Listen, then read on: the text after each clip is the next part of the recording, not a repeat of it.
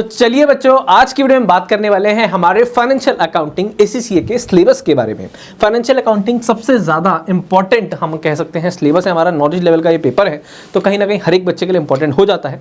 इसके अलावा इस पेपर की खास बात क्या है कि ज़्यादातर बच्चों ने फाइनेंशियल अकाउंटिंग पढ़ा होता है, जिनका भी कॉमर्स बैकग्राउंड रहा है, तो उनको लगता है सर हम तो आसानी से कर लेंगे। बिल्कुल ठीक बात है, आप आसानी से कर भी लेंगे, बट कहीं ना कहीं भाई चीज़ें थोड़ी सी डिफरेंस है यहाँ पर। ठीक है जी, चीज़ें डिफरेंट क्यों है? क्योंकि यूके का सिलेबस है। अगर कोई इंडियन स्टूडेंट है तो आपने अभी तक सारी चीज़ें रुपीज़ में पढ़ी हैं, और यहाँ पर आपको सारी की सारी चीज़ें डॉलर्स के अंदर, पाउंड्स के अंदर देखनी होती हैं, तो इसीलिए कहीं ना कहीं डिफरेंस हो जाता है। इसके अलावा चीज़ों का करने का तरीका डिफरेंट होता है। ठीक है जी, कुछ चीज़ें यहाँ पर अकाउंट्स के अंदर डिफरेंट होती हैं, तो इसलिए कहीं ना कहीं आपको इसको भी बहुत अच्छे से देखना पड़ेगा, चाहे आपकी अकाउंट्स कितनी भी अच्छी क्यों ना हो। इस पेपर का कोड है बेटा F3, नॉलेज लेवल का ये पेपर है और अच्छा पेपर है, स्कोरिंग पेपर है। हमें पता है नॉलेज लेवल के अंदर हमारे जो सारे पेपर है वो MCQs पेपर है, ऑब्जेक्टिव टाइप क्वेश्चंस पूछे जाते हैं। ठीक है जी, यहाँ पर अगर बात करें तो वही 100 मार्क्स का पेपर आता है बेटा। ठीक है जी, हाँ जी, और कंप्यूटर बेस्ड एग्जाम है, पूरा का पूरा ऑनलाइन एग्जाम है। ठीक है जी, कोई पेपर में नहीं मिलता आपको। इसके अलावा क्वेश्चन जो है इस तरीके से है कि 70 मार्क्स के आपके OTQs पूछे जाते हैं, objective type questions, and 30 marks के MTQs पूछे जाते हैं। ये MTQs क्या है सर? बेसिकली बेटा मल्टीपल टाइप क्वेश्चंस।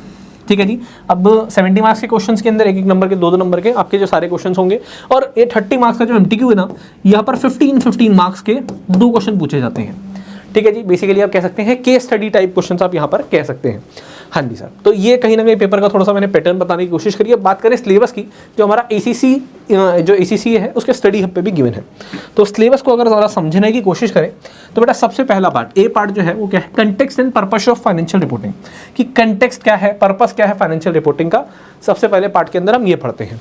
इसके अंदर क्या पढ़ते हैं हम sir? Elements of financial reporting, कि जो हमारी फाइनेंशियल रिपोर्टिंग है उसके क्या एलिमेंट्स हैं, रेगुलेटरी फ्रेमवर्क क्या है, और दोस्त चार्ज विद गवर्नेंस। ये किसका पार्ट है? सिर्फ ये पार्ट है हमारे context and purpose of financial reporting. और कहीं ना कहीं हमें नाम से ही पता लग रहा है कि सर ये थ्योरी बेस्ड चैप्टर है। अब ज़्यादातर बच्चे कहते हैं कि सर ये तो प्रैक्टिकल चैप्टर, इसमें थ्योरी क्या ही पढ़ के हम करेंगे, तो ज़्यादातर बच्चे इसे छोड़ देते हैं या बहुत ज़्यादा एंड में बहुत कम ध्यान देते हैं इस पर। और मैं कहता हूँ बेटा बिल्कुल भी ऐसा नहीं करना है, क्योंकि आपको पता है पेपर जो है वो आपका ऑब्जेक्टिव टाइप पेपर है, तो वहाँ से थ्योरी भी क्वेश्चन आते हैं और यहाँ से आपको क्वेश्चन देखने को मिलते हैं, तो छोड़ना नहीं है, अच्छे से पढ़ना है, यहाँ से भी आपको क्वेश्चन देखने को मिलेंगे ही मिलेंगे। ठीक है जी, हाँ जी सर, तो ये थ्योरी बेस्ड चैप्टर है, बट कहीं ना कहीं एक बेसिक फाउंडेशन है, थ्योरी है कि फाइनेंशियल रिपोर्टिंग के एलिमेंट्स क्या है, कंटेक्स्ट क्या है, क्वालिटेटिव कैरेक्टरिस्टिक्स, सब कुछ यहाँ पर पढ़ते हैं। रेगुलेटरी फ्रेमवर्क क्या है, कौन कौन सी बॉडीज़ हैं जो यहाँ पर हमारे पूरे जो हमारे इंटरनेशनल अकाउंटिंग स्टैंडर्ड है उनको बना रही है, इन सब के बारे में यहाँ पर context and purpose of financial reporting में बात करी जाती है। बी पार्ट के अंदर क्या है? Accounting concepts, principles, qualitative characteristics of financial information, कि अकाउंटिंग कंसेप्ट क्या है, प्रिंसिपल्स क्या है, क्वालिटेटिव कैरेक्टरिस्टिक्स क्या है फाइनेंशियल इन्फॉर्मेशन की। देखिए कि बेसिकली अकाउंटिंग कंसेप्ट्स आपके कौन से कंसेप्ट्स हैं, कौन से प्रिंसिपल लग रहे हैं, क्वालिटेटिव कैरेक्टरिस्टिक्स किसकी हैं, और ये सारी चीज़ें किसके बारे में? सर हमारी जो फाइनेंशियल इन्फॉर्मेशन है उसके बारे में। सर फिर से ये भी थ्योरी बेस्ड चैप्टर है। हाँ जी बेटा, फिर से ये भी थ्योरी बेस्ड चैप्टर है, और ये भी आपको अच्छे से करना है। जैसे मैं आपको बार बार बोल रहा हूँ, ये थ्योरी बेस्ड चैप्टर है, तब भी आपको करना पड़ेगा, क्योंकि पेपर के अंदर कुछ भी पूछा जा सकता है। पेपर हमारा आपका कौन सा होता है? MCQ पेपर है, इसलिए प्रैक्टिकल चैप्टर होता, प्रैक्टिकल पेपर होता, उसके अंदर आपके डिस्क्रिप्टिव अच्छे 8-10 नंबर के क्वेश्चन आ रहे होते, तब कोई दिक्कत नहीं थी। बट जब MCQ होते हैं ना, तो MCQ में थ्योरी बेस्ड चैप्टर से भी क्वेश्चन आते हैं, अच्छे खासे क्वेश्चन आते हैं, तो ये भी पढ़ना पड़ेगा। उसके बाद सी पार्ट की अगर हम बात करें तो सी के अंदर आपको कुछ जानी पहचानी चीज़ें मिलेंगी, जर्नल एंट्रीज। जी हाँ, और ये हर एक बच्चे ने जो भी कॉमर्स बैकग्राउंड रहा है उसने पढ़ी होती हैं, तो आपके लिए थोड़ी सी चीज़ें आसान हुई हैं। यहाँ पर आप जर्नल एंट्री करना सीखते हैं।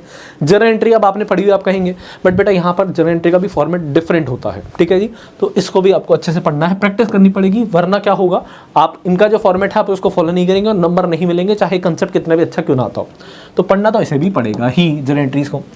उसके बाद रिकॉर्डिंग ऑफ ट्रांजेक्शंस, कि सर ट्रांजेक्शंस को रिकॉर्ड कैसे करना है। अब देखिए रिकॉर्डिंग ऑफ ट्रांजेक्शन वैसे आपने जर्नल एंट्री में सीख लिया, उसके बाद लेजर आता है, उस सब्सिडरी बुक आता है, उन सब के बारे में बात करते हैं यहाँ पर। इसके अलावा अगर मैं बात करूँ सर, अगर कोई इंटेंजिबल एसेट है, अगर कोई इंटेंजिबल एसेट है, कोई टेंजिबल एसेट है, इनकी रिकॉर्डिंग कैसे होगी, इन सब के बारे में बात करेंगे। इन्वेंट्री की रिकॉर्डिंग कैसे होगी, ये सब रिकॉर्डिंग ऑफ ट्रांजेक्शंस के अंदर हम समझते हैं। ठीक है जी, तो एक इंपॉर्टेंट चैप्टर है, अच्छा चैप्टर है, बेसिकली आपने पढ़ा हुआ है, समझ आता है, बट कहीं ना कहीं इसके अंदर आपको ये सारी की सारी चीज़ों के बारे में और थोड़ी जानकारी बताई जाएगी। ठीक है जी, जनरल एंट्री से बहुत ज़्यादा मिलता जुलता होगा। इसके बाद आती है बात रिकंसिलेशन। रिकंसिलेशन जैसे ही आप नाम देखते हैं ना, आपके दिमाग में सिर्फ एक ही चीज़ आती है कि सर यहाँ पर हम पढ़ेंगे बैंक रिकंसिलेशन स्टेटमेंट। बिल्कुल ठीक बात है जी, यहाँ पर आप बैंक रिकंसिलेशन स्टेटमेंट पढ़ेंगे, बट बीआरएस के साथ साथ यहाँ पर आपको सप्लायर की जो है स्टेटमेंट भी बनानी होती है और उनको रिकंसाइल करना होता है। ठीक है जी, तो रिकंसिलेशन में बीआरएस तो पढ़ा हुआ है, बट सप्लायर को भी पढ़ना पड़ेगा। बीआरएस का यहाँ पर थोड़ा सा फॉर्मेट डिफरेंट हो जाता है। ठीक है, मैं बार बार कह रहा हूँ, आपको सारे चैप्टर आते होंगे, आपने पढ़े होंगे, बहुत ज़्यादा आसान सिलेबस होगा, बट स्टिल आपको अच्छे से करना पड़ेगा। क्यों? क्योंकि आपका यहाँ पर फॉर्मेट दूसरा होता है, चीज़ों को लिखने का तरीका दूसरा होता है, इसलिए। ठीक है जी, थोड़े से कंसेप्ट भी डिफरेंट हो सकते हैं, इसलिए। उसके बाद ट्रायल बैलेंस, तो journal, ledger, trial balance, subsidiary book, सब कुछ आ गया होगा अब तक यहाँ पर। उसके बाद आ जाएगा यहाँ पर ट्रायल बैलेंस। तो ट्रायल बैलेंस आपको पता ही है कि कितना आसान है, तो बहुत आसान छोटा सा चैप्टर है। इसके बाद बात करें सर, इसके बाद आते हैं last but not the least slide पे, financial statement. Sir financial statement की हमारी फाइनेंशियल स्टेटमेंट हम कैसे प्रिपेयर करेंगे? जैसे कि statement of financial position, statement of financial position, statement of profit and loss, या स्टेटमेंट ऑफ कैश फ्लोज। हाँ जी, ये सारी की सारी स्टेटमेंट की हमारी जो फाइनेंशियल स्टेटमेंट है, जो बैलेंस शीट है, पीएनएल स्टेटमेंट है, वो कैसे बनेगा, ये हम फाइनेंशियल स्टेटमेंट वाले चैप्टर में समझते हैं। ठीक है जी, क्या फॉर्मेट रहने वाला है। फॉर्मेट सबसे ज़्यादा मेन होता है, आपको पता है, प्रिपरेशन ऑफ फाइनेंशियल स्टेटमेंट या फाइनेंशियल स्टेटमेंट में। इसके बाद आती है बात कंसोलिडेशन।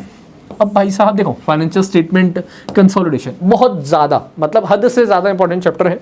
ठीक है जी, वेटेज भी इनकी है, अभी बताऊंगा वेटेज भी थोड़ी बहुत। तो मैंने कहा जो कंसोलिडेशन है ना, ये बेटा नॉलेज लेवल के हिसाब से जो चैप्टर है, थोड़ा सा आप कह सकते हैं एक अपर लेवल है। आप कंसोलिडेशन अभी यहाँ पर आप बहुत बेसिक लेवल पढ़ते हैं यहाँ पर, बट आप नॉलेज के बाद जब स्किल लेवल पे आएंगे तो कंसोलिडेशन आपको देखने को मिलेगा। इवन जब आप प्रोफेशनल लेवल पे आएंगे ना, हाँ जी, तो वहाँ पर जब आपका पेपर होगा कौन सा sir, SBR, strategic business reporting, वहाँ पर भी आपको कंसोलिडेशन देखने को मिलेगा। तो समझ सकते हैं कितना ज़्यादा इंपॉर्टेंट चैप्टर है, अच्छा चैप्टर है, मज़ा आता है पढ़ने में। अगर आपको इसका कंसेप्ट समझ आ जाए, नहीं आएगा तो भाई साहब सर दर्द कर देगा तुम्हारा, तो इसको भी बहुत अच्छे से पढ़ना, अच्छे से मतलब बहुत अच्छे से।